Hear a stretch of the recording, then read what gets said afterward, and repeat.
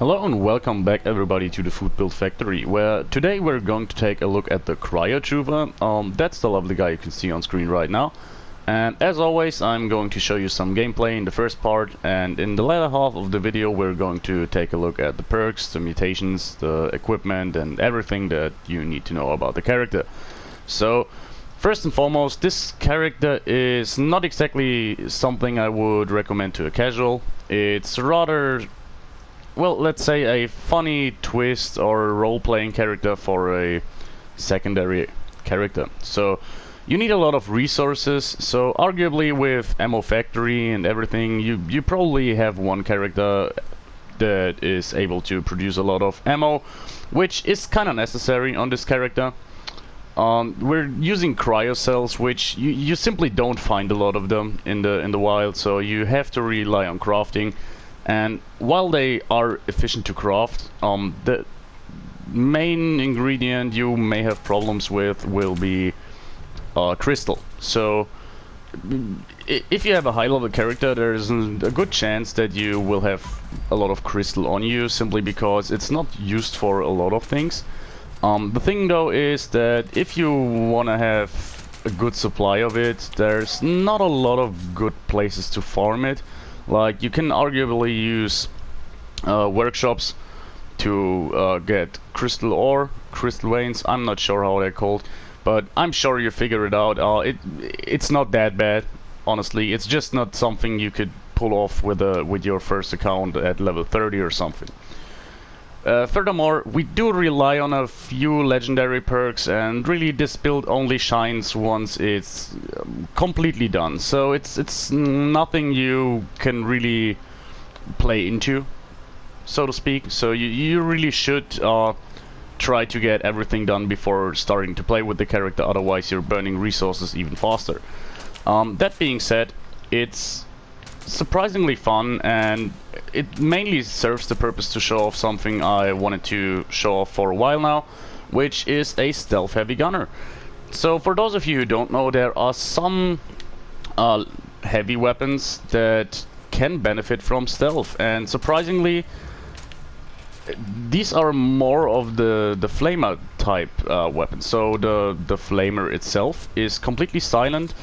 I didn't want to use it though, because I think it's feeling kind of odd, you know, using a flamer for stealth, because, well, you're just spraying out huge fucking firestorms and be completely hidden. It's kind of counterintuitive, even though it works perfectly in a gameplay perspective.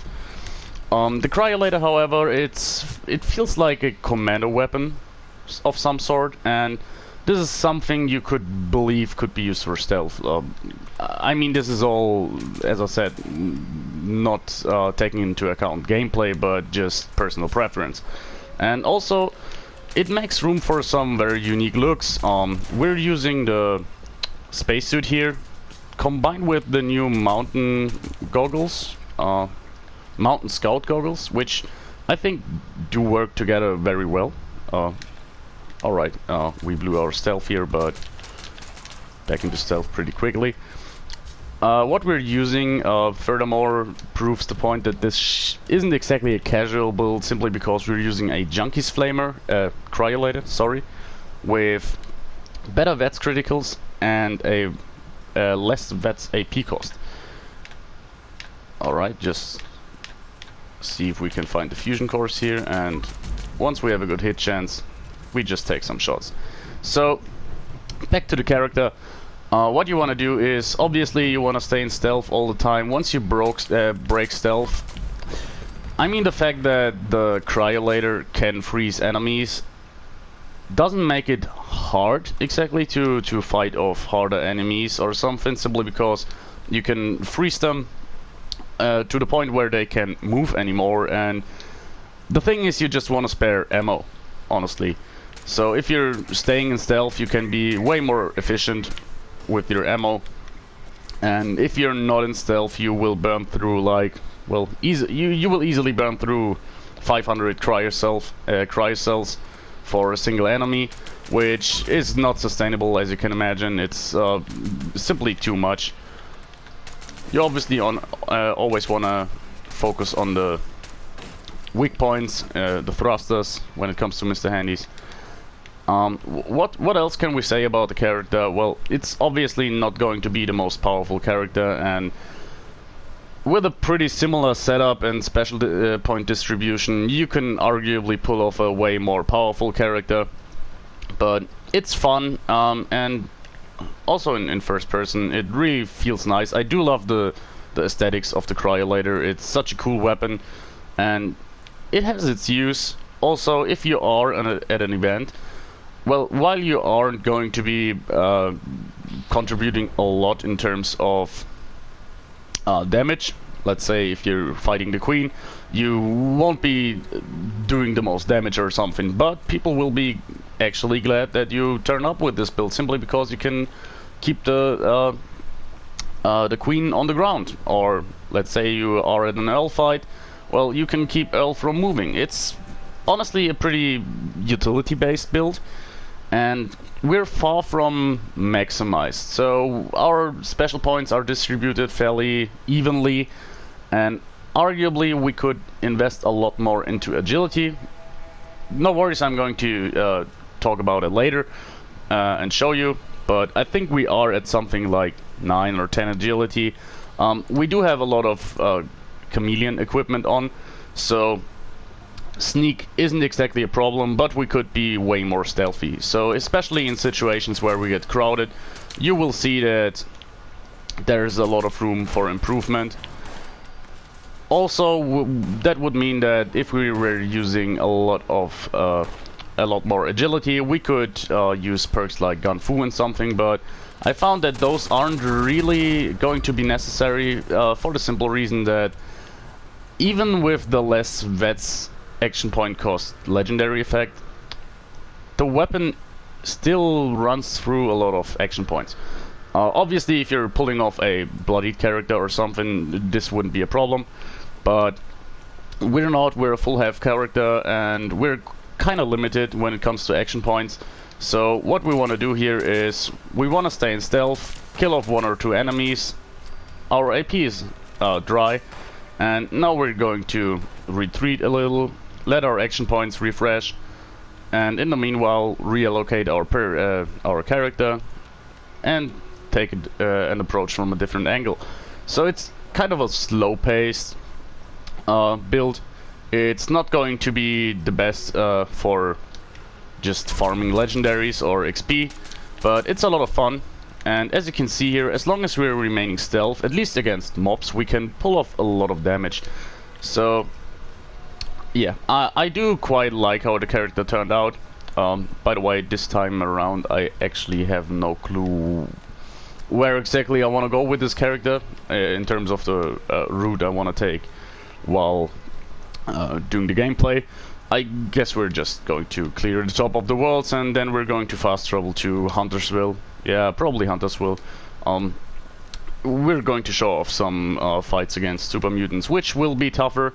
I can already tell you, you're running through about like, let's say 10 to 15 cryo cells in order to take down a high-level super mutant, which the problem isn't that you're not capable of taking them down, it's just the whole character is a compromise when it comes to ammo consumption. You always want to try to avoid fights that chuck down your ammo. For the same reason, Scorch Beasts, for example, with this character aren't too big of a problem. Once they are kind of low, you just can VETS them, and sooner or later they're getting frozen and trying to land. And it's just a matter of time, honestly. It's a lot of time that goes into taking such enemies down, which doesn't really pay off in my opinion. It's something I wanted to, I could probably say in every single one of my videos, where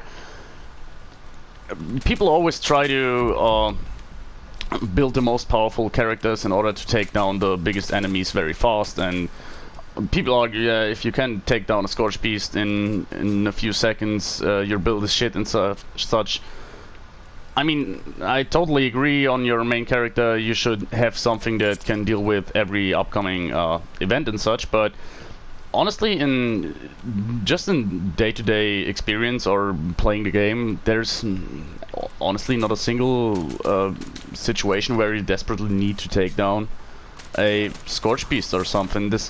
These enemies are cool simply because they are a challenge, but the payoff for killing them is relatively small, to be honest. Like, what exactly does a Scorch Beast give you if you're taking it down? Like some Ultrasight, which you barely ever use, to be honest, and some good ingredients for some good food items. So the Scorch Beast meat and such do tend to be the ingredients for relatively powerful recipes, but that's about it. There's not a big use for them. Same goes for sheep squatches, by the way. Like, okay, they give you some ballistic fiber and do give you some ingredients that you need to take down, that you need to craft the sheep squatch weapons, like sheep squatch club and such, but that's about it. There's not a lot else to say. So in all reality, when you play the game, you don't need a character that can deal with such enemies all the time, unless you wanna be this character that always runs endgame events, always triggers the Scorched Earth event. You wanna do some silo runs and such. Then you really need to invest into a power armor heavy gunner or a stealth commando, something among those lines. Otherwise, if you just want to enjoy the game, rock up at some events here and there and want to explore, there's a lot you can do. You can do every character, even the gunslinger or something is worth it if you just want to explore, do some quests and such. That's just my 2 cents on the whole premise. So yeah, let's just accept that. Another thing we can do here, as we're using a Junkie's weapon, I did show this off in another video, but yeah, in fact, throwables do benefit from the legendary weapon of the legendary effect of the weapon you do have equipped. So in our case, Junkies. That means that our explosives do 50% more damage. As you can probably imagine if you know how everything turned out after the patches, this is actually quite powerful for the simple reason that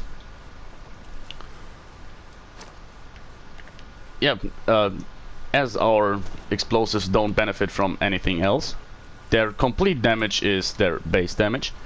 You actually get a simple flat out 50% extra damage, which is rather cool, I'd say.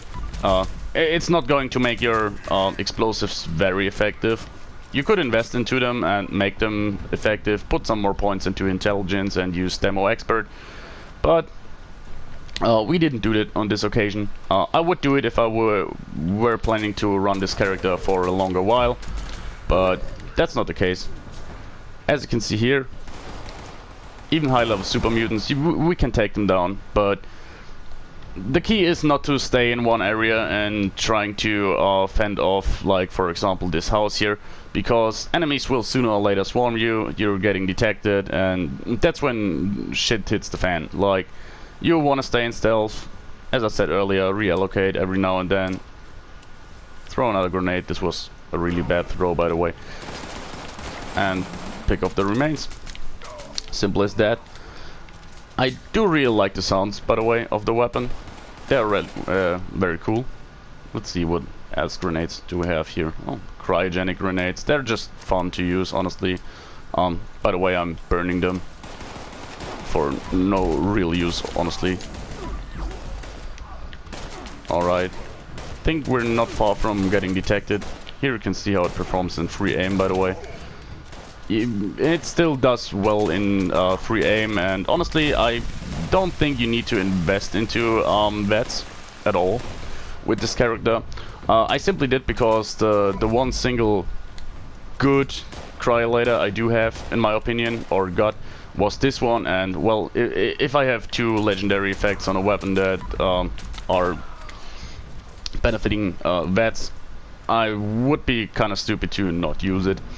And the last thing I want to show off here, we do have some remaining super mutants, is how well can this build do with a legacy weapon. this is the point where it really gets into like hardcore gamer territory, because legacy weapons, yeah, they're hard to come by. Not everyone has access to them, but if you can, this build can actually go from relatively viable to outright powerful. So for those of you who don't know the legacy or term, or what legacy means in this case, we have a flamer with the explosive legendary effect, which was able to drop when the game came out, but yeah, Bethesda patched it out simply because you can see it doesn't behave like a Cryo-Lighter would. You have a lot of range and honestly way more damage. So in free aim it's kind of this here is Furious Explosive, by the way. In free aim it's kind of not the best, but in VETS you can really shred enemies. The condition goes down quite fast, but honestly it's not that big of a deal. It's a 2-star, by the way, so this time no VET-centered perks, like less VETs cost or something, but yeah, same as earlier. Take one enemy down, let your action points refresh, and do it again. You do have the time due to your stealth. Yeah. I just want to show off the legacy, so I do clear out the little raider camp over there, the Blood Eagle camp, and then we're done going to talk about the perks, the equipment, and such. Yeah, that's pretty much everything. I think I have forgotten something I wanted to talk about. Yeah, condition. So the Cryo-Lighter's condition goes down relatively fast. So we do run rank 5 of Gunsmith. It makes the whole problem not too bad, to be honest, but it's still relevant to say that, well, you're going to need to repair your weapon every once in a while, and that can be kind of expensive. You need some copper and such, but it's not hard to pull off, in my opinion. You can do like easily 20 to 30 minutes of gameplay before you have to reload the weapon. And as always, what I found when you're having a build centered around the weapon that needs to be repaired a lot, honestly, most of the time those weapons aren't all that expensive, and you can just pull off to over time get multiples of them. So carry around, for example, if you're we're using the example of the gamma gun, well, just try to get hands on a few of them and carry around 2 or 3, and yeah, then you're fine. Honestly, you're never running into a problem. Last thing we're going to show off, then we're really finished. Here's a Deathclaw down there. I kind of thinking about if I want to show off the legacy, but I think you saw the power. Let's use our Junkies Cryo later in order to deal with the Deathclaw. That probably should mean that I can show you off something I talked about earlier in the video, which is the freezing effect. You haven't seen that in effect. Sometimes when you kill enemies they appear to be frozen, but that's not what I'm talking about here. I'm talking about this here. So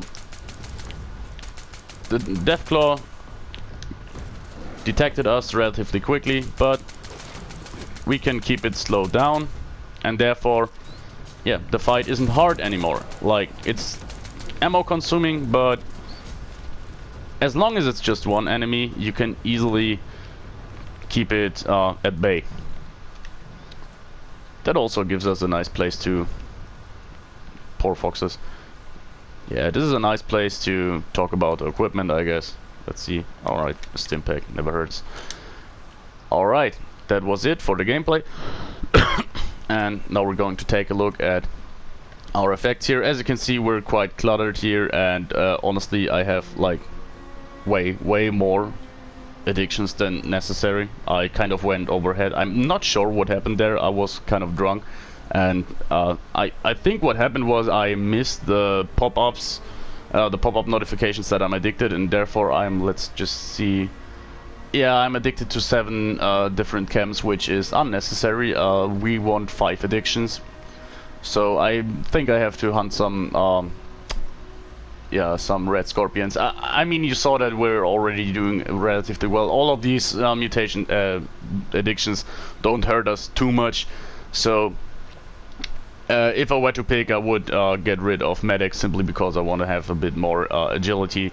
And well, either Fury or Day Tripper could go simply because for one more luck or one more perception, but it's not the point of the video. What you want to do is you want to have 5 addictions. That's it. Onto our mutations, we do have Adrenal Reaction, Bird Bones, Carnivore, Eagle Eyes, Egghead, Marsupial, and Speed Demon. So the ones that are necessary for our character here are Bird Bones, Eagle Eyes, and Speed Demon. The rest are just there for flavor. Like Adrenal Reaction, I do tend to use it on a lot of characters, and as you know, with mutations it's kind of hard to always get rid of them and get them back, so Adrenal Reaction and Carnivore aren't necessary on this character. Carnivore is just nice to have, but you can go for whatever you want here. Marsupial is just a relatively good mutation overall, like pretty much every character has it. You don't need it though. What you really want is Eagle Eyes and Bird Bones for extra agility in order to sneak better, and Eagle Eyes simply because our build has barely any perception, and we do want to get at least into mid-range perception, so at close range we can kill or get shots into enemies relatively quickly. We don't always want to start with like 10% chance to hit. And yeah, the extra crit damage, definitely nice, as we're already spec'd into crits. Speed Demon, well, as you saw here, the reload on this weapon is very fast, which is kind of cool because we have a low ammo capacity. We only have 25 shots before we have to reload, but honestly, with this reload, it's not a problem. We can pretty much sustain fire all the time. Alright. Well, before we take a look at the perks, let's show off the equipment. In terms of the weapon, I already talked about it. This is our Cryo-Trooper. I kind of learned to love it, honestly. It's a cool weapon. I do enjoy it a lot. As you can see here, Junkies, damage increased when suffering from addictions. As I said, caps out at 5 addictions, meaning 50% extra damage. Additive though, so in reality not exactly 50% extra damage.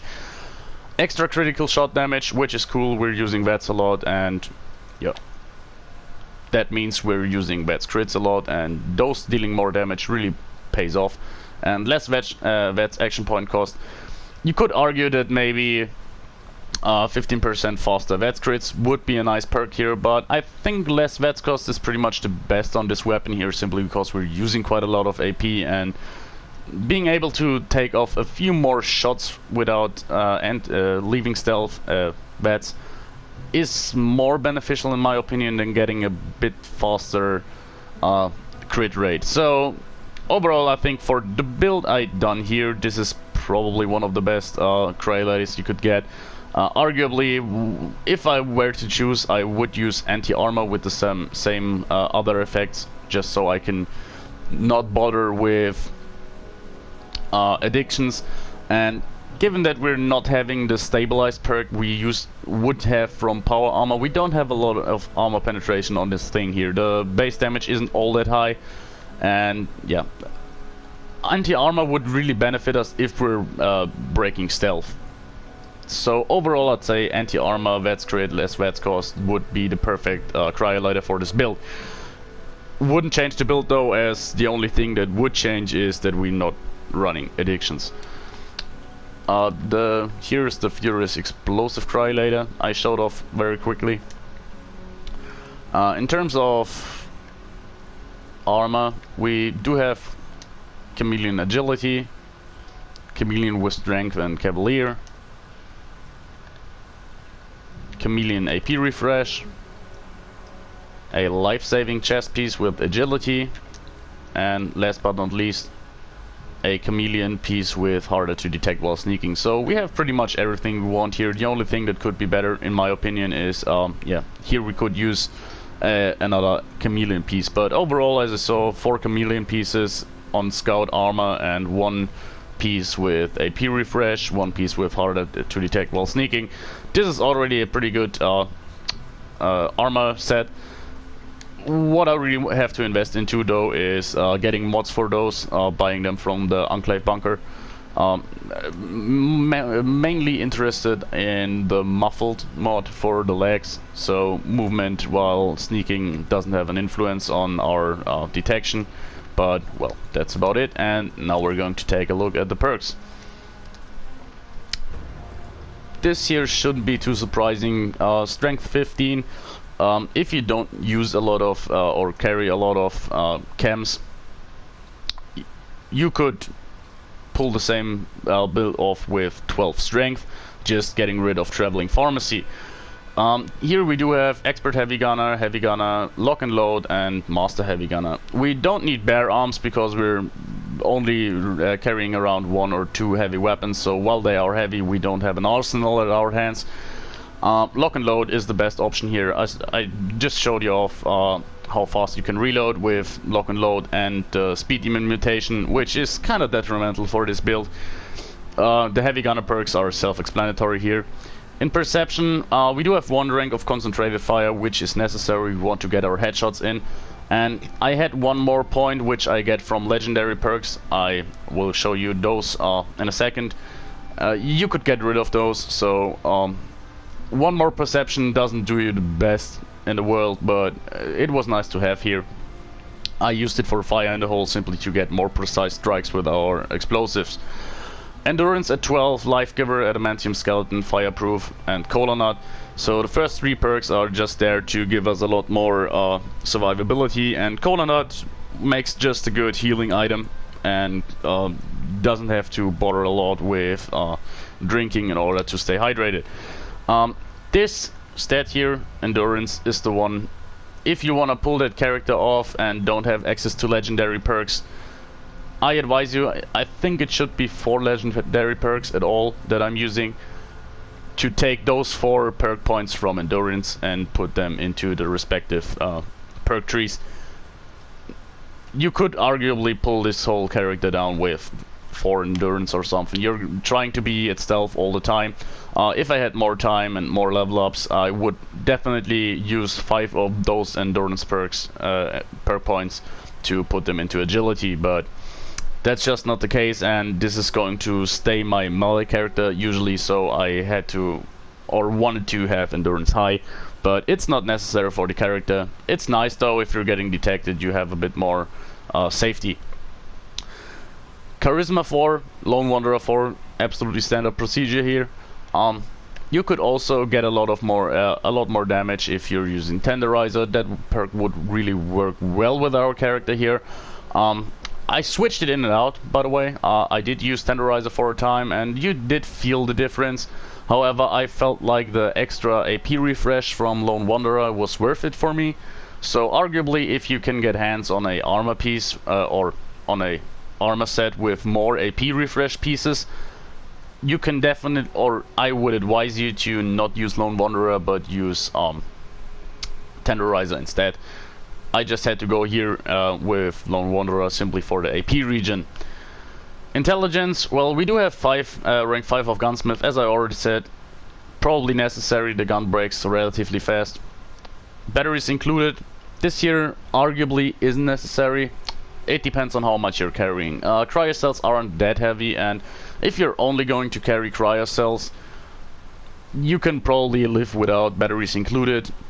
Use something like first aid or something, but a good investment here would be Demo Expert, obviously, but I went for batteries included simply because it felt appropriate using a heavy weapon that always uses energy ammo.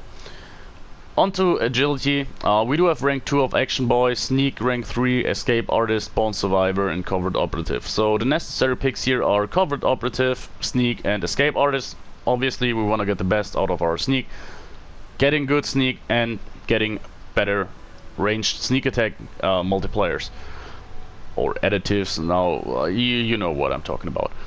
Born Survivor and Action Boy rank 3. Well, Born Survivor I just like to have on the character.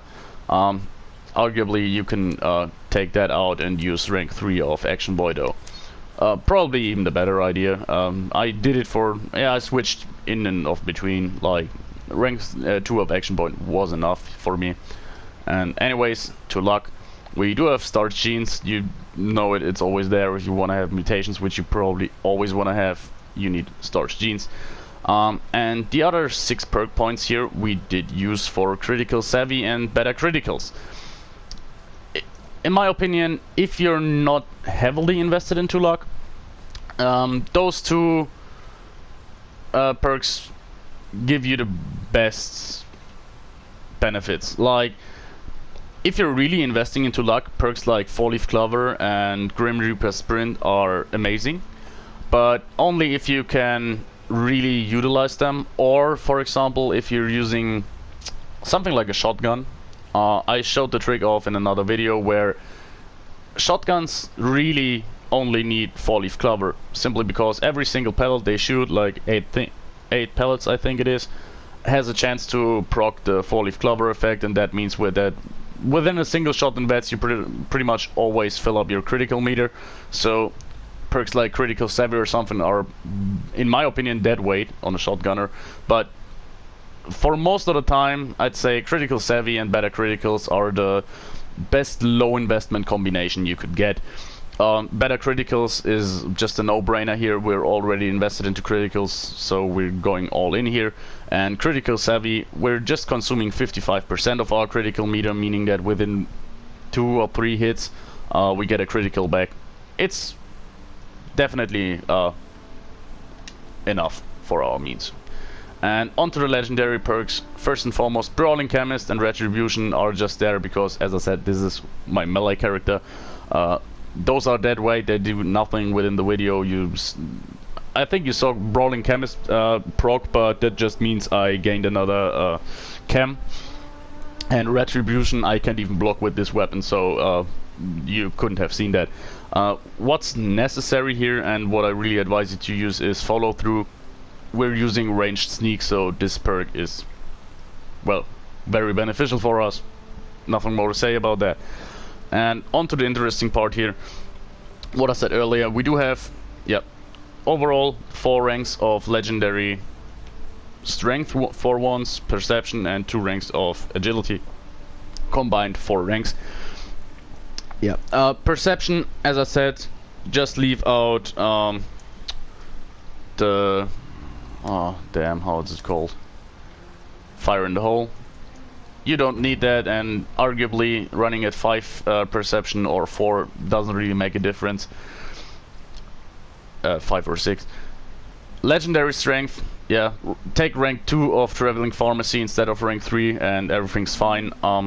Arguably where it's a bit more hefty, I wouldn't go lower than our actual agility at the moment with 10 is, but yeah, use those 2 ranks and get rid of Cola Nut from endurance of 10, still enough, and put those 2 points into agility, and you can recreate the character completely without using legendary perks. The only legendary perk, and the first one you should focus on in my opinion, is follow through, period. So overall I think that was pretty much it for the video. I'm fairly certain I didn't forget anything at this point. And let's choose our thumbnail here, like very professional. We're not deleting it, we're choosing our thumbnail by just opening it. And well, I hope you enjoyed the build. It was a bit of a more wacky build, something I didn't do in a while, but I want to do more of those, like centered around a special weapon. If you have any ideas for weapons that you want to see in use or think are underutilized, let me know. I always enjoy to make these kind of characters that, as I said, are centered around a kind of, I don't know, wackier kind of weapon, or just bad weapon or something.